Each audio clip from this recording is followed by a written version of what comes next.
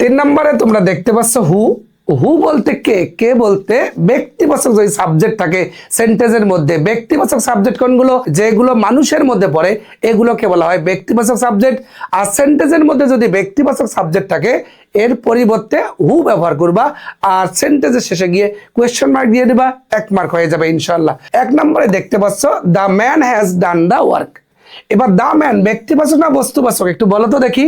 Obviously ব্যক্তিবাচক। এই ব্যক্তিবাচক subject থাকলে এর পরিবর্তে হু ব্যবহার করবা, আর কোনো পরিবর্তন হবে না। তবে একটা নোট মনে রাখবা, সাবজেক্টের পরিবর্তে বা সাবজেক্টের কোনো একটি অংশের পরিবর্তে যদি ডব্লিউএইচ ওয়ার্ড ব্যবহার করা হয় সাধারণত ভার্বের আর কোনো পরিবর্তন হয় না। সেন্টেন্সের শেষে কোয়েশ্চেন মার্ক দিয়ে দেবা, 1 মার্ক কনফার্ম হয়ে যাবে। 2 নম্বরে তোমরা দেখতে পাচ্ছ শেক্সপিয়ার রোট হ্যামলেট। এখন এই শেক্সপিয়ার হলো ব্যক্তিবাচক সাবজেক্ট, এর পরিবর্তে তোমরা কি দিবা? হু দিবা, আর বাকি অংশটুকু লিখিয়ে দিবা, শেষে কোয়েশ্চন মার্ক দিবা, 1 মার্ক হয়ে যাবে। 3 নম্বরে তোমরা দেখতে পাচ্ছ হি মেরিড আ স্প্যানিশ লেডি।